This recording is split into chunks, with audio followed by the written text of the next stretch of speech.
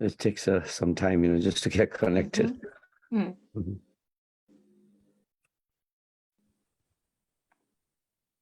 Okay. I think.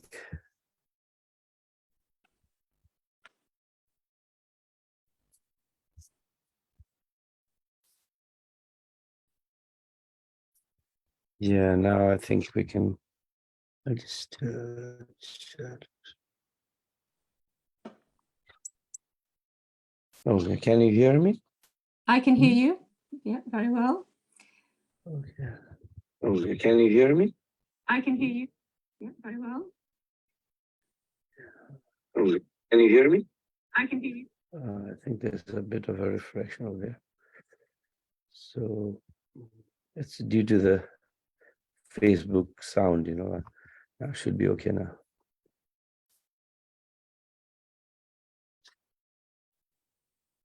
Is the sound okay now? I think so. I didn't hear it doubled. That's fine. I think. It just echoes, like. So you just have to. So welcome, Dr. Naomi Foyle. Is that pronunciation okay? Yeah. It's been. Thank you, Naveen. Yeah, it was quite some time that we wanted to host you in this. I'll just put this author talk program, and today the day has finally come. We'll see. Well, I'm delighted to be here. Thank you for your perseverance. I'll just say. Okay, that's it. So before we go any further, I'll just would like to welcome all the audience throughout the whole world. There are people watching from Australia, from Nepal, from the United States, and across the UK. So Naomi Foyle is a British Canadian writer, editor, educator, and activist. Her many poetry publications include The Night Pavilion, Waterloo Press, and Autumn 2008, PBS Recommendation, and Adamantine, Red Hen, Pighog Press, US, UK. She's also the author of verse dramas, essays, short stories, and 5 science fiction novels, including Eco, SF Quartet, the Gaia Chronicles, adapted in 2022 into the award-winning multimedia theater production ASTRA. That's quite impressive. 5 novels. Naomi Foyle has read her work in the UK, North America, Europe, and Iraq. Based in Brighton, she is reader in Critical Imaginative Writing at the University of Chichester, Deputy Director of Waterloo Press, and a Fellow of the Muslim Institute. She is currently completing a travel memoir of her 1999 journey to India to explore her Scottish family history in the Raz. Welcome once again. That was a very impressive biodata, And so how are you feeling today? Like, how's the day been to you? Oh, it's wonderful to have a chance to explore so many themes. You've sent me some great questions, and it touches on, your interest touches on so many points of, really strong passions that I have and concerns and aims that I have. So I'm really looking forward to talking to you about them all. Mm-hmm. So to start with, can you tell me about your early days, your childhood days, where you grew up, and what was your childhood like? I had to laugh when I saw this question. I thought, Naveen, you like to dive in the deep end with asking a writer about their childhood. Yeah, so I think in many ways I had, an ordinary white middle class upbringing. I'm British Canadian. We moved to Canada when I was 7. My parents were educators. My father is now a retired professor of social work. My late mother was a writer, a poet, and herself an editor and educator. So I grew up surrounded by books, and it was always assumed I'd go to university, and my father paid my fees. So, I never lacked for anything on the material side. I was always very encouraged as a girl to succeed. Both my parents, I think my father in particular, set the bar quite high for all of us, an encouraging way. And my mother always encouraged my writing. So I recognize, really, I'm very grateful for all of that early support I had as a child. In other ways, we weren't quite so typical. We moved a lot. So I was born in London, and then when I was 1, we moved to Hong Kong. And in Hong Kong, we adopted my sister, who's ethnically Chinese, and my biological brother was born. So I grew up in an interracialized family, and that, inevitably made me more sensitive to issues of race and racism. And that's increasingly been a focus of my work over the last couple of decades. So when I look back, it's pretty much always been present as a theme, as something that made me very angry when I encountered racism and saw the suffering that it caused people, the pain and hurt that it causes people, and the detriment to people's life chances as well. And the fact that I just don't want to live in that kind of world. I don't want to have that. I inevitably do have white privilege, but I don't want to have that continue in the world as the status quo. So that's, a really strong theme of my work. But also all of this moving around was also very unsettling for me. So after Hong Kong, when I was 4, we moved to Liverpool, and we lived there for 3 years. And those are where my first really strong memories are. And my father worked at a settlement house there, where he was working with people who were, maybe having substance abuse issues, or, needed support in, due to poverty and unemployment. So again, there I was very much immersed in a world of all kinds of different people, diversity, and people come and stay with us sometimes. And, I love Liverpool still, and I go back to Liverpool, and I just love that, really profoundly political sense that you get in Liverpool. There of, people aren't having it, there's a resistance there, to the elite dominating, and to the media, to the Sun, for example. Anyway, so I was starting to put down roots in Liverpool, and then we moved to Canada. So by the time I was 7, we lived in 4 cities in basically 3 continents. And a couple of years ago, so December 2020, I had a late diagnosis of autism. And it really made sense to me of how actually upset I was as a child, and really quite early on suffered from a lot of depression and anxiety. And as I say, my parents, loved us all, absolutely did their best to give us that stability. But all of that moving around, I think, really stirred me up. And it led to a lot of distress in my adolescence. We moved again when I was in grade 10. So just as I just started high school in grade 9, and then we moved to Regina, which is another city, and it's in the same province, but Saskatchewan is really large. We'd lived in Saskatoon, a very cultural little city. It's called the Paris of the Prairies. And then we moved to Regina, which is the capital, it's a more administrative center. I'm missing all my friends who were into theater and the arts in Saskatoon. And although I, eventually did find friends, it was very disturbing for me to move. And so I actually had a really difficult adolescence. I tried to commit suicide 3 times as an adolescent. Yeah, I mean, I would like to talk about it, because I feel more and more that writing needs to go to these personal places in order that we can heal ourselves and also connect with other people, because so many times when we're feeling distress, part of the problem is that we feel alone and isolated, and that we can't connect and we can't communicate with people. So I just feel like the page has got to be a safe space for that. And as we as writers feel stronger and more able to talk about things publicly, then, I think it's helpful. It's helpful for me to do so, and I hope it's helpful for other people to hear it. So that was my childhood, really, and young adolescence. Yeah, no, it's quite strange, isn't it? Now, I mean, like, when I first saw your wonderful human being, I mean, a professor, and she's accomplished so much. I mean, I've just finished my, debut novel. It's not even. I'm just looking for. Hello. Oh, sorry. Okay. Yeah. It's okay. So I know how hard it is even to write a single novel, and you have written five. Is it five? Yes, Yeah. already. And Yeah. there's poetry collection. And when I first saw you, such a wonderful human being.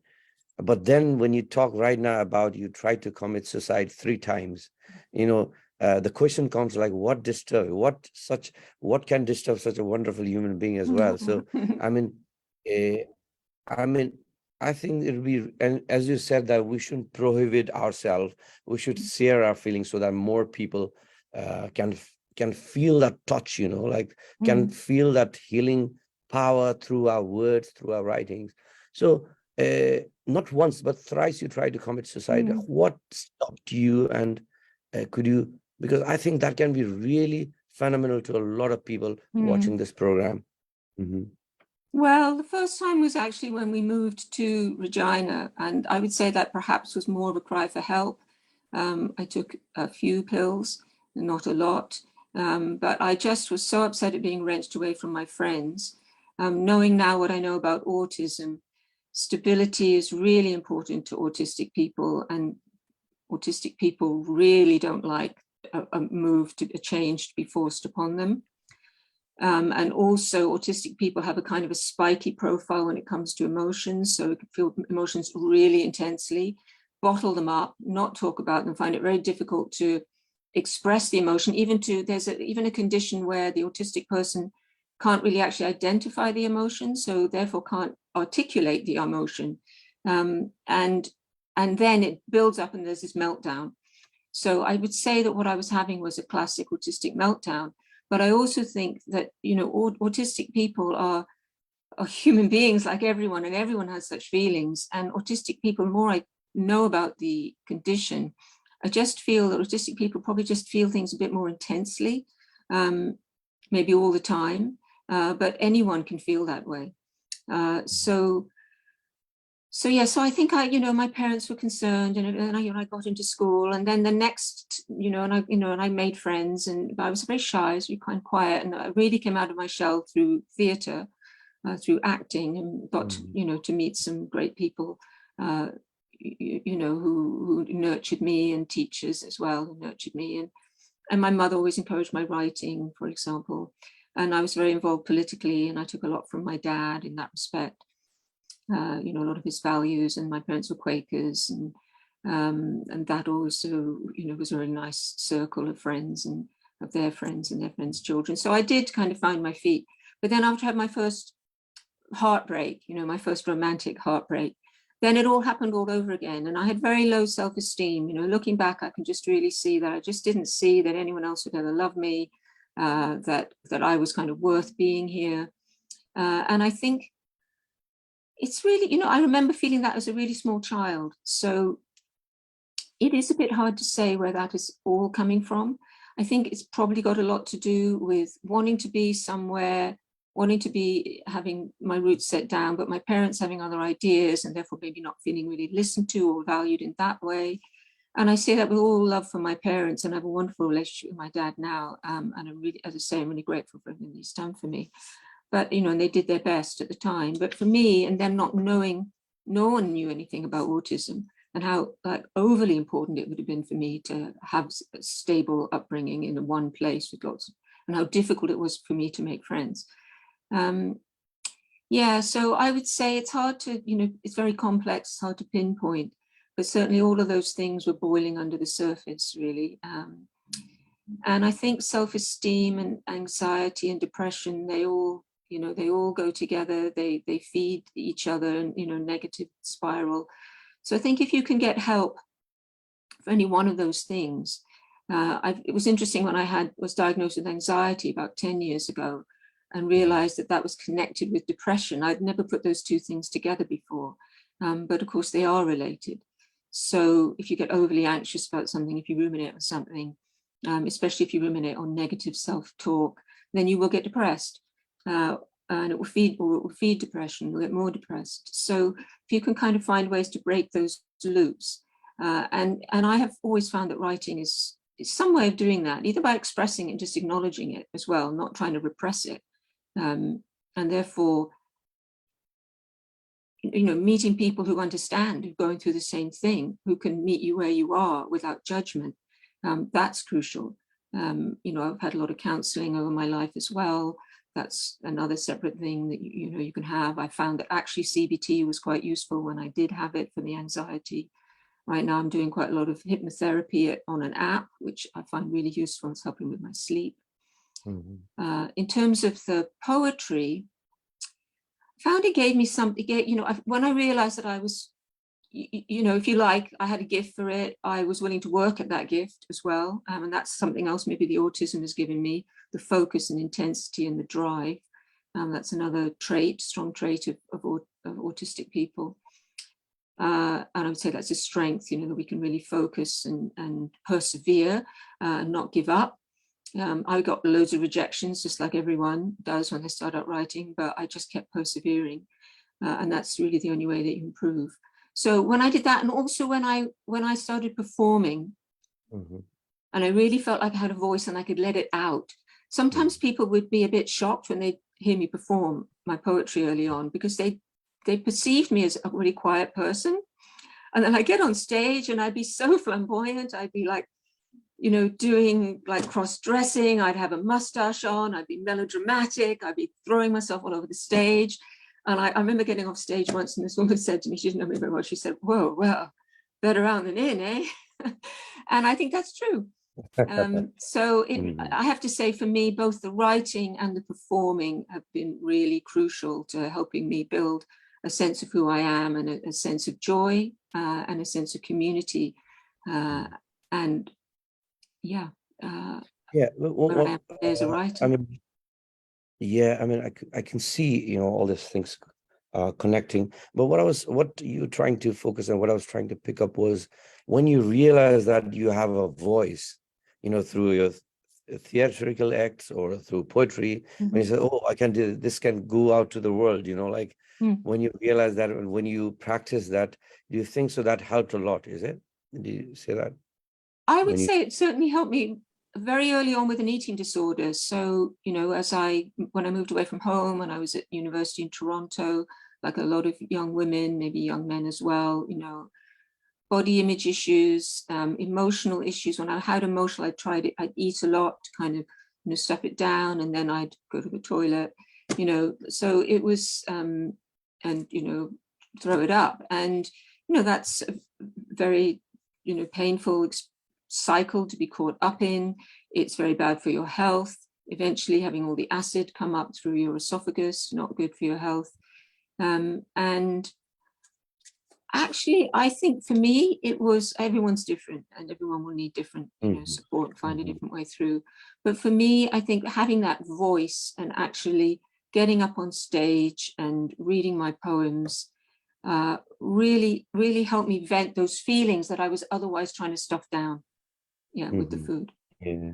And the other thing that you shared was, if there's somebody who can listen to you without any judgment, a voice, I think the people going through this, do you think that if there's somebody who can listen, I think that can make a huge difference, isn't it?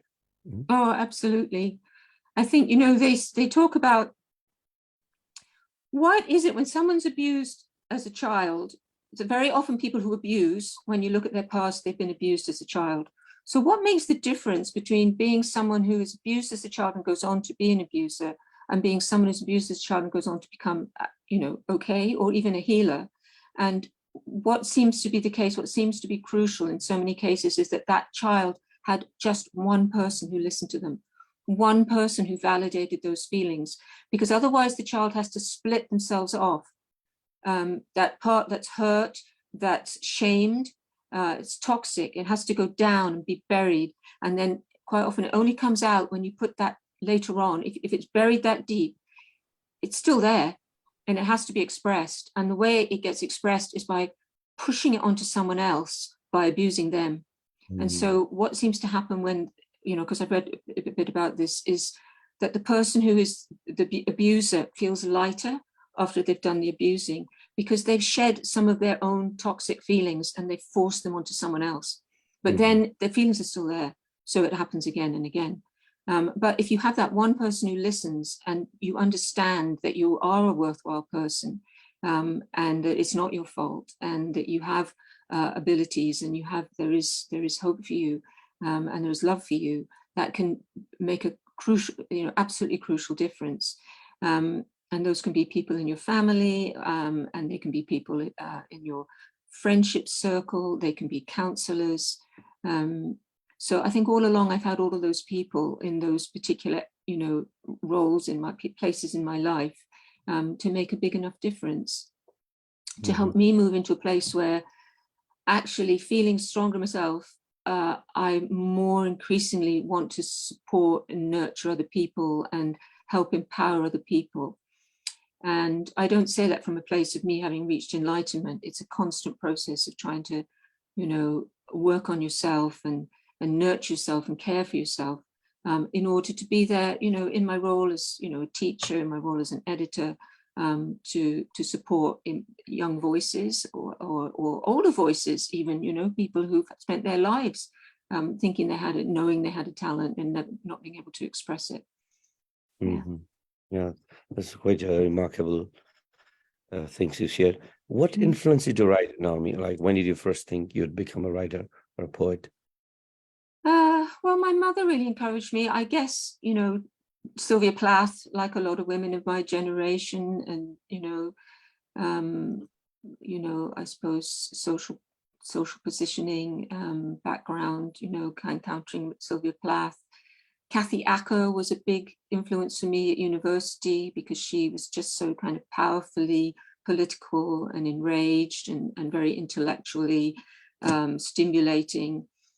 So she gave me a sense of, wow, ambition, because I studied philosophy at University of Toronto. So I was very interested in philosophy, language, politics, and she found ways of, merging all of that with powerful stories of young women. Young women challenging taboos, really about their sexuality, and being very frank about cycles of self-harm, in negative, relationships, and I just found her very, it was interesting. She was a bit intimidating, I would have to say, and I would always kind of think, does it have to be that bad? I'm reading a Kathy Acker novel, but I would also realize that she was she was so honest, and that was what you had to get to in her, ultimate respect for her, so honest. And courageous, and made me feel that I have to be honest about my own. I have to be honest about my own truth. Or what's the point? What's the point of writing if I'm just creating a fairy tale? And I think fairy tales can be very honest as well. So I use that term, in sort of quote marks. Yeah. Okay. Before talking about your poetry, your debut novel, it's Seoul Survivors, a cyber thriller set in South Korea. Can you tell something about it? I worked in Seoul for 2 years, 3 years, which about a year was spent traveling. So, during that time, I became very interested in science fiction. I was reading a bit of William Gibson and Haruki Murakami, and obviously Margaret Atwood, and being Canadian. I should also mention my mother, about early influences, Margaret Atwood, but my mother, Brenda MacDonald Riches, who was writing poetry and short fiction and experimental fiction when I was growing up. And when she encouraged me, she was encouraging me as a professional writer. And so that obviously was very helpful to me. And I also really just loved reading her work and looking for myself in her work, and realizing how much it meant to her to write was also, obviously affected me. But Soul Survivors was my first really, major work of fiction. I hadn't even really written a lot of short stories, but I think being there, I just felt like, coming from the UK at that time, I felt I had dropped ahead 10 years, just in terms of where South Korea was in terms of technology, they didn't have, they did have cell phones. They called them handies. They were a bit expensive still, but everyone had a beeper. So you would beep people, and then you, like a doctor, you know, has, and then you'd realize that someone had beeped you, and then you would have to run out to a phone booth, and you'd go to the phone booth to pick up the message, you know. But none of this was happening in the UK, and the South Koreans had this incredible clubbing scene where you'd go to a club and it would just be a kind of a basement, but they'd get these art students in to decorate it, and it would become like a theater set, and it'd be different every month. And quite a lot of these were very sci-fi, you know, oriented, themed, you know, with aesthetics, with lots of shiny fabrics and cosmic themes, and there was cloning going on with the South Korean science world. They were cloning sheep, and so I just felt like this is, you know, I'm in a science fiction setting, and I was meeting all kinds of new people and hearing all kinds of stories, and it just all came together into a science fiction narrative that drew on my experiences. There are obviously a lot of people that I met that I drew on because I wanted to ground it in experience, and hopefully not some kind of, you know, blind fantasy about Korea or Koreans. No, I also made the story about that, because how you know, it had to be about that. It was about an encounter between all of these, you know, American and European kids really, who are coming over to teach and learning a lot about being immersed in another culture. So that is also part of, you know, of the story. Yeah, it's very violent. It's a very violent book, I have to say. It's a cyber chiller. It's very, you know, influenced by Kathy Acker. It's very frank and quite brutal and cynical about humanity. There's a utopian strand, but the utopia is based on basically human sacrifice. So, yeah, and a very ambiguous female scientist, Korean American female scientist, who has a really positive vision, but her methods are very dubious. So I would say after writing it, I was kind of a bit triggered and exhausted and drained myself by the violence in it. And I decided that I wanted to write next. I wanted to write something that was about regeneration, was a bit more, I would say, yeah, hopeful, to use a word that, you know, needs to be unpacked a bit. We can't just sit around, you know, passively hoping. We have to actively hope and actively create. But I wanted to write a series of books about people who are doing that, and that became the Gaia Chronicles.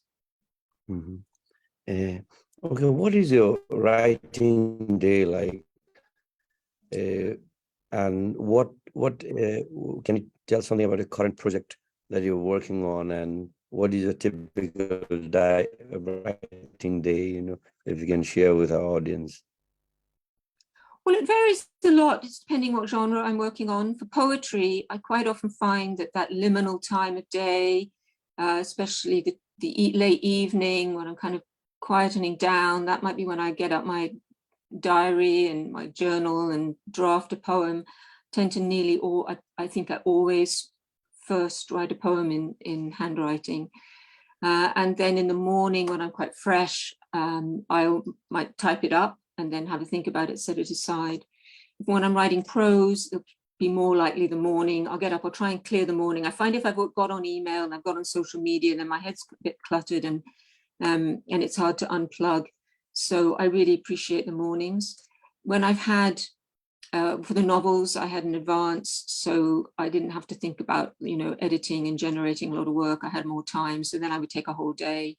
And, you know, it is still often very useful to just ring fence a whole day if I'm working on a major project. So right now my big project is ASTRA, the theatre project.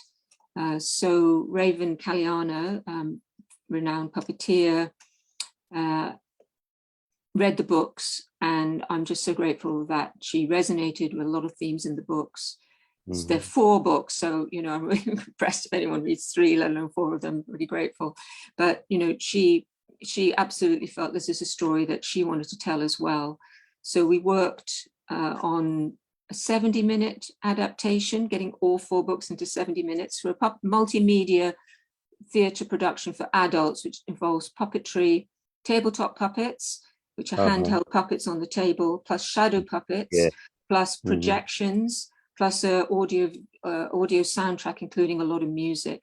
actually a lot of music from young refugees, from Play for Progress, Charity Play for Progress, and also from archival Palestinian music. So we were very fortunate to get Arts Council grant for that, and we produced that last year at the Brighton Fringe. On the basis of the feedback, I was really glad to hear that a lot of people, most people, I think pretty much everyone who gave feedback said they felt it needed to be longer, needed a bit more space for the characters to build their relationships, and also for the story to be a bit more clear. So what we've been doing now, thanks to a grant also from the University of Chichester, who also helped support the Fringe production, is working on an expanded version of the script. So we're just fine-tuning that now. And then Raven will take it on, and hopefully toward a national tour, international tour even. And at the same time, I've been working with a Canadian theatre director, Peter Hinton Davis, who I first worked with back in Toronto in my university days, where I was very fortunate to work with him on a chamber opera, Hush, which was produced in Toronto at the time. And I picked up with him because I thought it'd be great if he could just be a consultant on ASTRA. And, you know, I felt like, okay, it's wonderful he's doing this because he knows me from, you know, back in the day. And then it turned out that he really did love it. And he is also himself interested in working with me on it. So that's something that we're in conversation about, and it won't be puppets, it'll be a theatre piece. So, so all of that is really good stuff to be happening, but all of that's very slow. So in the meantime, I'm working on some poetry sequences, and elegies. Really, sadly, been a lot of losses lately, and so, you know, it feels like poetry is kind of coming back to that healing mode of working through grief and loss, yeah, and hoping to, you know, help others as well by remembering people who they love as well. Yeah, there's a few questions, you know, just at the back of my mind.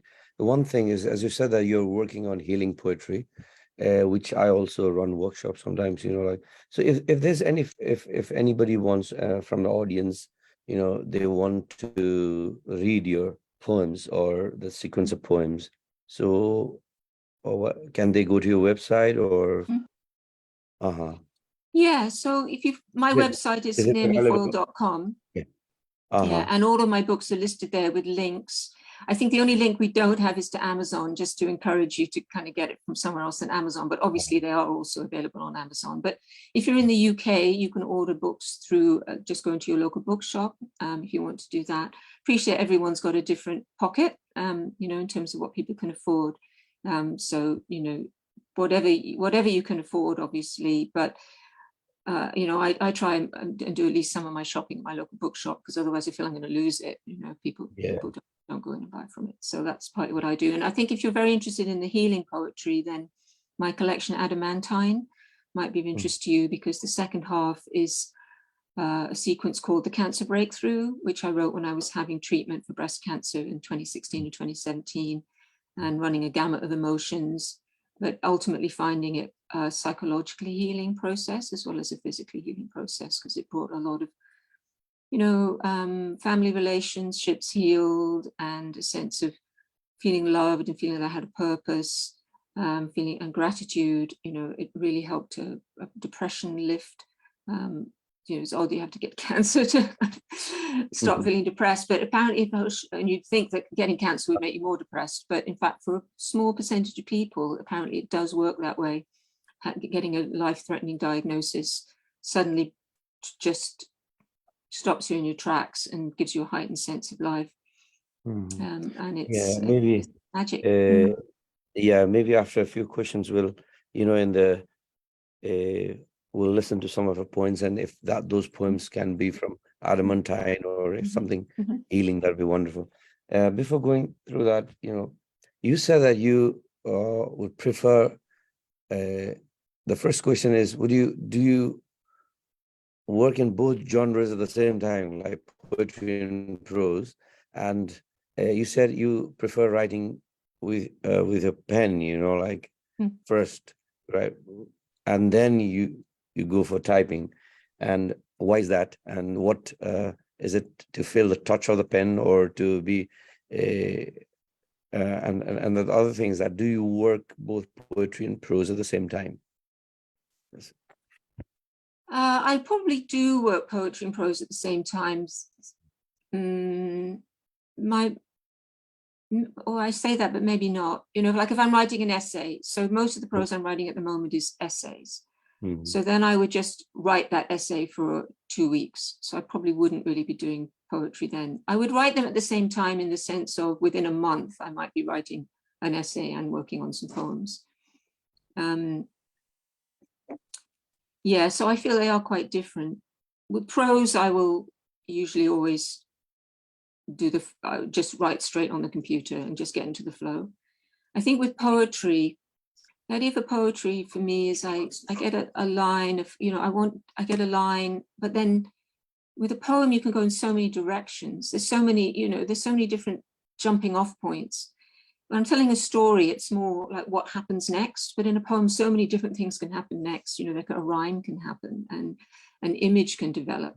You can just go in so many different directions. I like to have a couple of pages where I can just almost like have this kind of map of the poem laid out, and which you can't really do on a word processing screen, or at least I can't. Maybe you could do it with a pen on an iPad, but I also do.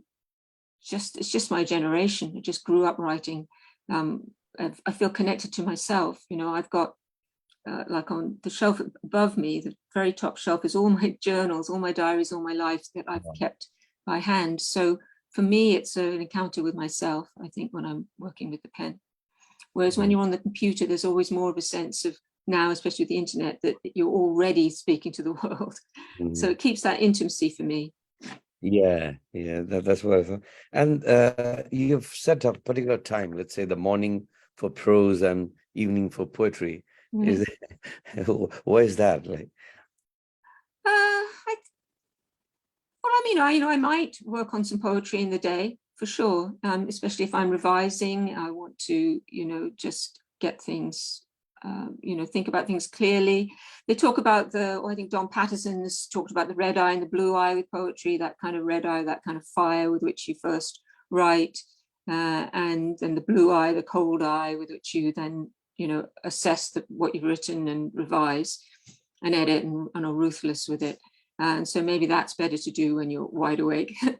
But I think that when you're entering into that dream zone, or just coming out of that dream zone, I think that's a really good time to write poetry, because I think poetry is so often also about, the unconscious and the dream world, and timelessness. So I think it works better in those, those in between spaces of the day. mm-hmm. Yeah, maybe we'll listen to a few poems, and then we'll continue the question. Okay. Well, since you've asked, I will read some poems from the Cancer Breakthrough. Yeah. Mm-hmm. Yeah. So this one is called MRI.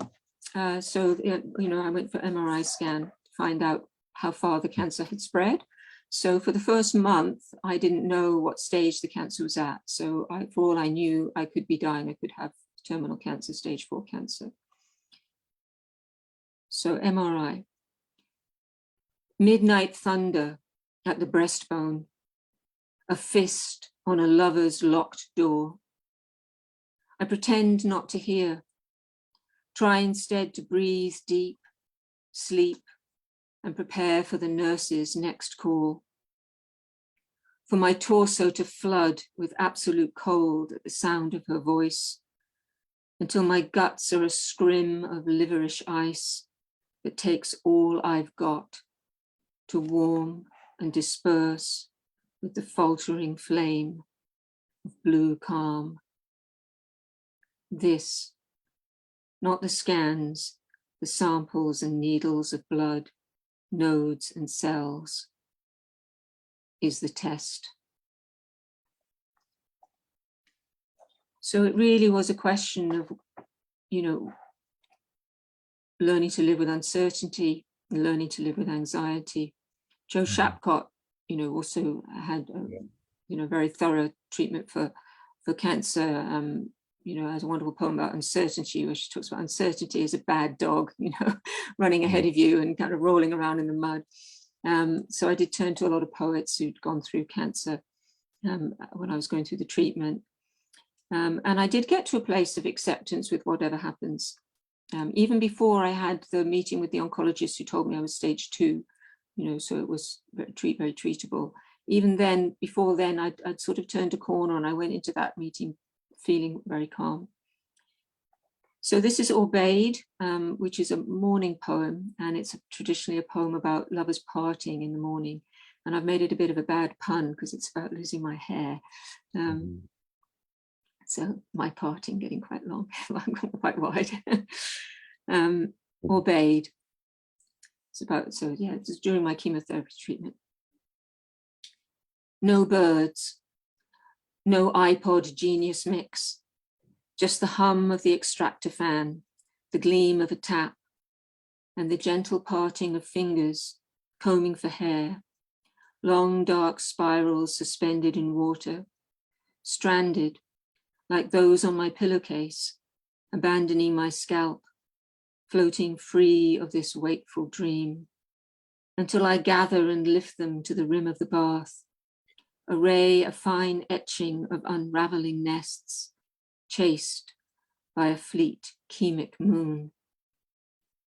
Under this spell, I am unrecognizable, Ophelia in the stream, trailing frail pondweed, the Lady of Shalott, weaving poisoned locks into half-sick lovers' knots, as water drips, cells shrink, a soapy mirror melts, and crowning my lost night, the force of a skull seeks the touch of light. Wow, that was wonderful. Yeah, thank you. Yeah, I realized it was a rebirth of sorts. It was a very close encounter with my mortality and inevitable. And fortunately for me, it was a resurrection. It was a rebirth. But I think that could have happened also if I was terminally ill. I think I could have seen it that way, and I hope I could have anyway. Obviously, you don't know until you get there. But I've had a rehearsal, so it's changed my attitude toward life and death. Yeah. Yeah. Now, you said that you're quite calm and composed, and you're ready for everything when you went for a meeting with the doctor. And maybe we'll listen to one more poem and get back to the questions. Okay. I think I will do a more political poem, actually, about, cancer as well. One of the things that, it shouldn't really have shocked me, because I know I walk down the high street and there is a charity shop for cancer research, so I know that cancer research is funded by charity. But nevertheless, when you go in and you're getting the treatment and you see the plaques, that this chair has been funded by this charity, and you think, where are the priorities in our society that it's still, we have to have a bake sale, to support people when they're ill. So anyway, this is called If It Is a War, and it's another kind of political poem in a way, questioning that metaphor. Where, if it is a war, is that a helpful metaphor to use for cancer? Because it implies that you might lose the war, when not everyone is going to be able to win the war.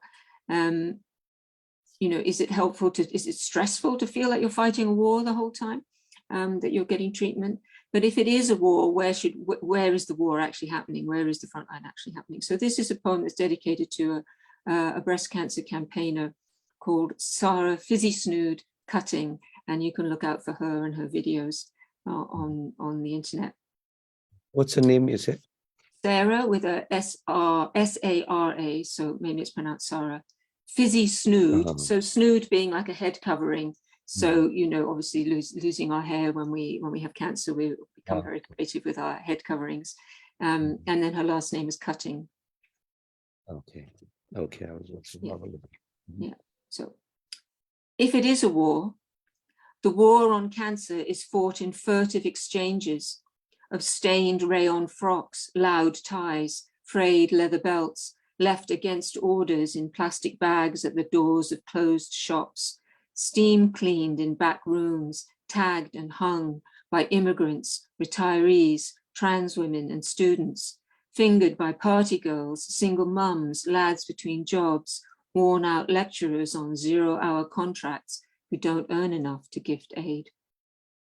The war on cancer is waged by athletic baristas, weekend cyclists, half marathon runners, hill climbers, cake bakers, crochet vest makers, their media queen, a beaming, bald veteran, posting bad jokes and fab pics, a kooky carousel of tiaras, tinsel and fruit fascinators crowning her stubble. She commands, dig deep, pass the shrapnel, for a $5, a tenner. Now go check your bits. Armies of lab rats bite not magic bullets. Generals clink champagne flutes at celebrity dinners. But from control rooms to trenches, everyone knows the war on cancer will be won by the dead. Their anonymous names engraved on brass plaques, screwed to ice cap machines and hospital walls, commemorating lumps with lump sums, in thanks, in memory, in hope for us all. That's quite a detailed poem. Thanks a lot for this wonderful poems. Thank you. One thing I was trying to one thing I was trying to ask is, we still have like 10 to 12 minutes time, but I was thinking I'd ask a lot of questions, but it just time is fleeting soon. You said that when you were diagnosed with cancer, you resorted to a lot of poets who were writing about cancer, and one was Joe Sapkot, as you said. Can you name any other poets or writers that you read during those times and that helped you? Yes, so Marilyn Hacker, the Jewish American poet Marilyn Hacker, was a very political poet and a very powerful formalist. She works with so many different traditional forms in very distinctive ways. And she's also a translator. She translates from Arabic and French. So the person I admire very much. So she has a collection called Winter Numbers. And then Audre Lorde, the African-American poet, lesbian poet, who was really very powerful proponent of, taking control of your own medical process. And she writes about not wanting a reconstruction. And that's something that's becoming more and more common now. And although my chemotherapy was very effective, and it actually my tumor totally disappeared.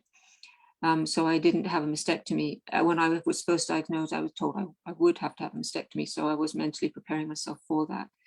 And she writes about she wrote cancer journals about, so prose really, diary about that and time in her life. And she writes about going into a waiting room and being told by the nurse to go home and put her falsie in because she's upsetting the other patients in the room. I mean, that's just horrific, and I hope that would never happen today.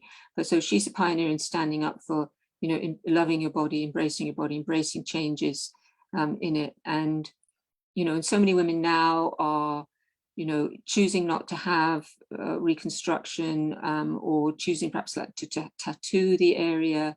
And I think that's going along with a whole lot of questions about gender and gender performativity that we're all questioning now, is this kind of straitjackets that we live in.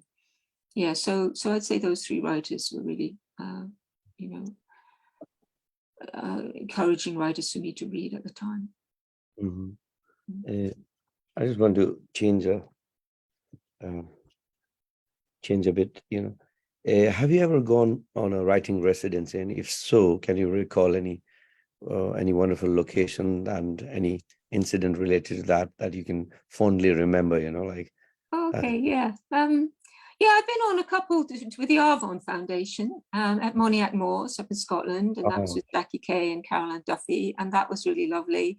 I think they got together previously, so they were together at the time, and they made a really, kind of complementary balance in their teaching styles. And I just remember just a really funny moment when we were all sitting around at the end reading our poems, and I think we were supposed to read other people's poems, just for so you could hear your own poem read by someone else.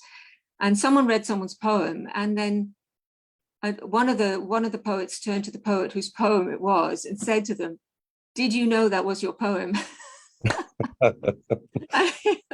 So we all broke out laughing, and that became the title of the anthology that we created from that particular Arvon. I remember Daljit Nagra was on that course actually, so that was the start of his literature. Daljit, quite funny, isn't it? Yeah. And then the other one I did was at Lumbank, and it was with Don Patterson and Kathleen Jamie. So I think ironic that the Scottish poets were down in England. Yeah. Yeah. So you said that you're in Moniac Moor. So during that time, did you try to trace a Scottish root? Your ancestral in Inverness, because that's an Inverness is a Moniac Moor. Well, I should have, but I didn't. So yeah, I came up for just for that period. So yeah, I think I'd put the memoir aside. I wrote this. Yeah, I would. It's really great to be able to talk about the memoir in the time we have left. So in 1999, I traveled around India, looking into my Scottish family history there. My mother was born in India and of several generations, because my great-great-grandfather, Kenneth Somerled MacDonald, was a Scottish missionary in what was then Calcutta, and he founded a church which is still standing there, still running, co-founded the church. It's called Duff Church. It's named after Alexander Duff. And so, I just felt I needed to face it. I needed to know what it was all about. I needed to acknowledge it, integrate it into my sense of self. I don't, I'm a decolonialist. I obviously just wish it never happened. All of that trauma that's inflicted on people, and the massacres and famine and the economic hardship that the whole country's undergone, and all of that, all throughout the Commonwealth, and anywhere colonialism's taken place. But there's my family playing their part in it. So I have to acknowledge it. So I did that, and I'm still because it's a memoir. It also had a lot to do with my living family and their feelings about it, and how much I want to reveal about myself as well. So there's a lot of questions about life writing I found really difficult to navigate. Another reason why writing science fiction, writing poetry, is quite often felt a safer way to me to express feelings, couch them in metaphor, in fantastical scenarios. So to just kind of write straight life writing was quite a challenge. So it's taken a long time. So I think probably when I was at Moniac Moor, it was a time when that was a bit pretty much buried at the bottom of the desk drawer. But I have returned to it now, because I feel as though with the national conversation turning far more to Britain's colonial past, I feel like it's important for me to get it out there, and hopefully to be able to kind of participate in that conversation as a writer. Mm-hmm. So I'm reviewing it, revising it. At the moment, when I say at the moment, it's next on my to-do list. I've gone through it once, and now I have one more draft that I want to go through one more time. So and come to Inverness. That would be great to have an afterword that's set in Inverness, in the Indian restaurant that you're going to take me to. Yeah, that would be brilliant. Definitely. And the other thing is that we've got a viewer from Libya, Tripoli. It's Abdul Hakim Belaid. He says, indeed, quite impressive. So he's right now watching you. And there are many viewers from Nepal, Australia, US as well. So, and the rest will be watching on the Facebook live, when it's recorded as well. The other thing, there's a lot of questions to ask, obviously, but I don't know, time is quite short. The next question was about your Indian route, because that was quite fascinating. As you said, that it's in Calcutta, your father had built a church, and it's still over there, Duff Church. So I was going to ask you about the memoir that you're writing. Is it out yet, or are you still working on it? And just building on that previous question. Yeah, no, I'm still working on it. I feel like so it's a copy edit stage now. I feel Mhm. I've pretty much got everything in it that I want to be in it, and I've taken out everything in it that I think that doesn't need to be there. And so I am now just refining it. So I'm going to read it aloud. I think that's a good thing to do. It's easy to do with poems. It's a bit less easy to do with a chapter, but I think it's important to do, especially now with things being on audiobook. I listened to the Gaia Chronicles, 2 of them are on audiobook, and I listened to them and I realized, I didn't have to have that word in there at all. I think I would, just a bit of a tangent, I would very rarely now use the phrase he said, she said, I said, because on an audiobook, it's obvious that the person said it. So you can use that time to have an action, or a description or an interior thought, rather than a speech tag. So I think I would probably just get rid of speech tags now in my writing, pure on the basis of audiobooks. But also important to read it aloud yourself first, to rehearse that audiobook, what might become an audiobook experience. Mhm. So you mean to say that whatever you write, you try to, one of the things that you do is try to read aloud? I say to my students, especially with Ah, poetry, reading your ah. work out loud, even open mic, wherever, you're invited poet or it's an open mic, read your poem aloud before you send it out anywhere. Because there's nothing like reading your poem to a room full of people for you to realize, oh my God, that word doesn't need to be there. Yeah. Yeah. So this is quite interesting that you are, I saw your bio and you're a tarot card reader as well. Mm. So, I mean, this might be a completely new term for some of the audience. So can you explain that, how that relates in your life and your writing? And that's quite interesting. Like what, in short, like. Well, I think there is actually a connection here to my family's Indian roots, because these are the tarot cards here. Yeah. Oh, okay. So there's 82 cards, and they all have images on them, and there are so many different kinds now with different images, but they all follow the same pattern. They're like a pictorial language for the human psyche, basically. And then when you lay them out individually for a person, that particular reading you could see as a mirror of the soul, of that person's soul at that moment. Now, my mother introduced me to the tarot, and she got, to me, it was something new to her, because after my father divorced, and she was living with her new partner, I thought that he had introduced it to her. But it turned out that my grandmother, who was born in India, was very interested in Hindu astrology.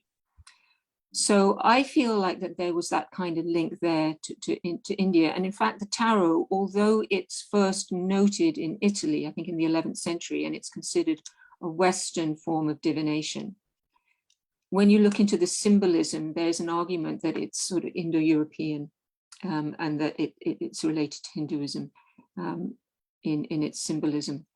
So yeah, so I feel as though certainly I've read for people from all over the world, and they've all connected with it.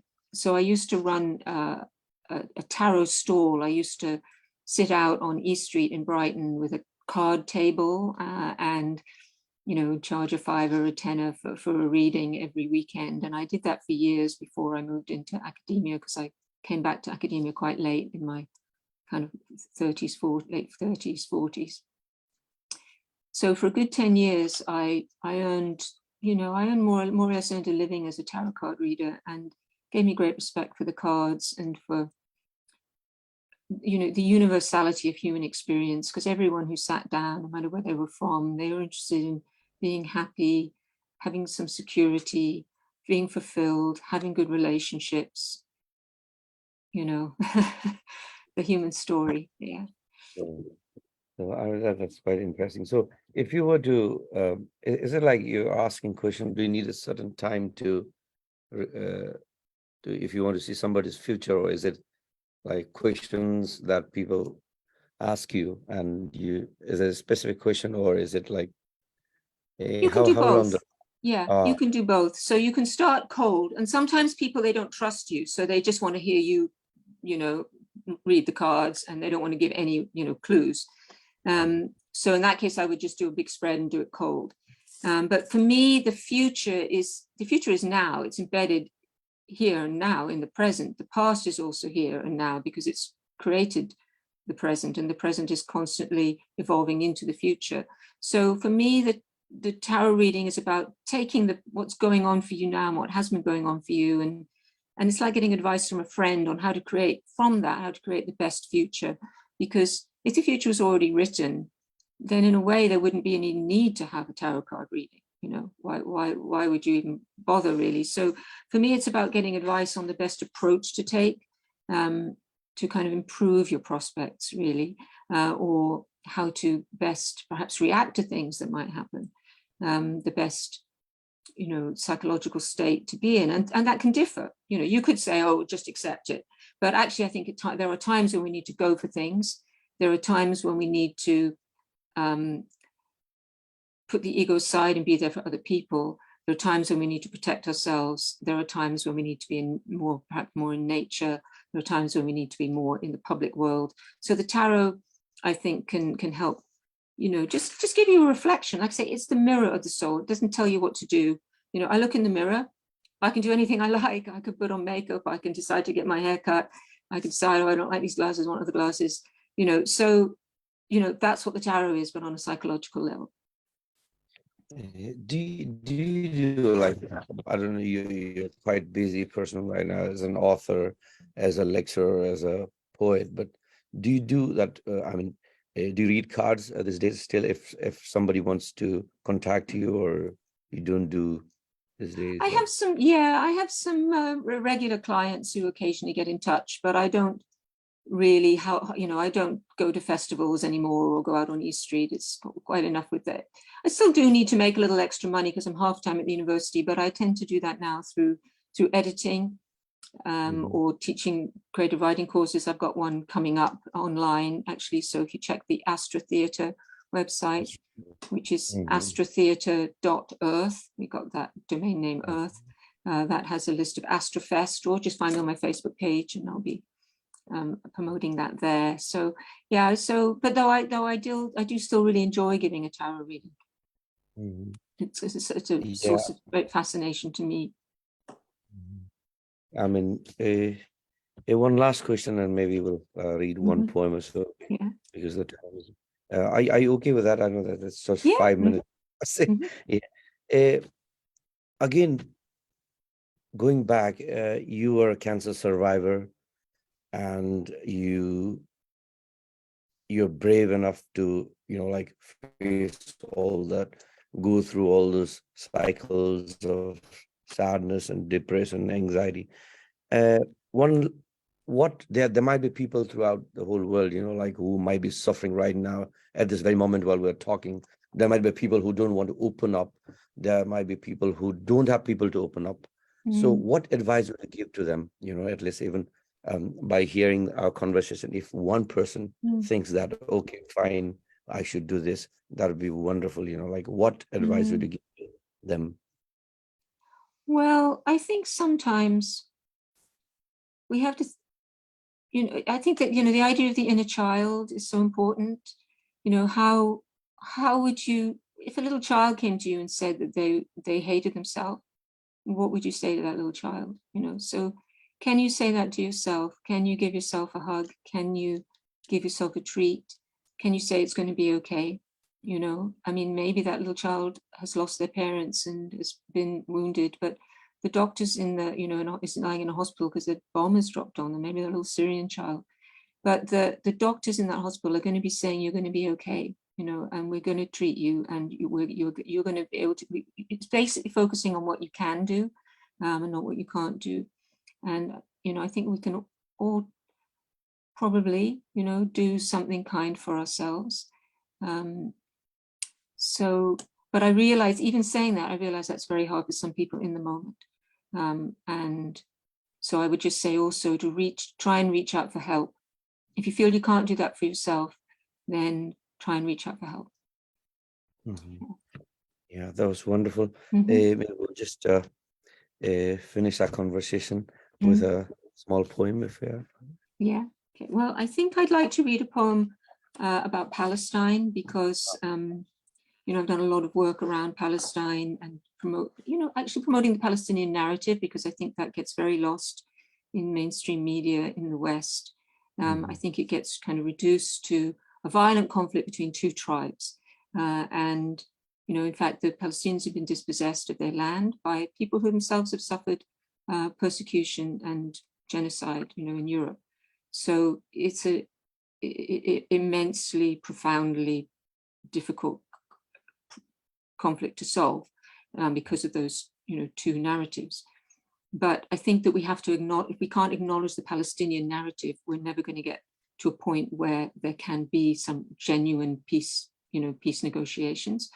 So, I have tried to do that, and I've worked all the time that I've done that. I've worked in interfaith and, and people of no faith as well, groups, particularly very strongly with Jewish groups here in Britain, to call for a just peace, a just settlement in the Holy Land. So this is a poem called Indelible, and it's in memory of Razan al-Najjar, who you might remember as the young paramedic who was killed in 2018 during the Gaza the Great March of Return, where people were gathering at the gates, not the gate, they're not a gate, the fence, at the wall. And snipers were shooting at them. So with really hundreds of people killed and many more than that injured. So this is Indelible, and it's based on a video that I saw of her mother in an interview with a member of the of Interpal, which is a charity that I worked with when I went to Lebanon and visited refugee camps in Lebanon. It was Interpal who took me there. So that was a kind of a connection that I had into this particular, tragedy. So Indelible, in memory, Razan al-Najjar. Her mother clutches the evidence, a white coat no longer white, but rust red, blotched, like the hide of a gazelle, discarded by drunken poachers after slaughtering the herd. As cameras circle, news feeds buzz. This woman's grief points like a finger to a truth beyond proof. Its red crescent still just visible. This vest is mercy's banner, sunset stained. No, it's quite sad. Mm-hmm. Yeah. Thank you, Naomi. It was wonderful to talk to you, and quite, whatever you said, like I got goosebumps, and the way you have faced life. But I think our talk will be very healing to a lot of people. And one of the aspects was also to see how poetry, how writing, how venting out, through words can make a difference to your life and to the life of the people. Thanks once again. If there's anything if anybody wants to get in touch with Naomi, please, we've got our website as well, and you can personally ask questions. Is there anything that you'd like to say to people? Yeah. Saying goodbye. Well, just thank you so much for listening. And, all I'm trying to do is just help co-create a world we all need and deserve to live in, on a planet that's habitable. And I know that anyone listening to this is no doubt, sharing that vision and also working really hard at it. So in whatever way you are and can do, and I'm very grateful to be alive and be part of that, because I think, although the storm clouds are on us, I believe in humanity. Being a poet and just seeing so much of people's vulnerability and strength and compassion and mercy, and seeing that also as an activist and so many selfless people sacrificing everything for the sake of others. I believe we can do it. So So thank you for having me on here to give voice to that feeling and spread it out there Thank a you, little bit Naomi. and rippling it out into the world. Thank you. Wonderful to talk to you, and do keep in touch. Mhm. Thanks once again. Absolutely. Yeah. Okay.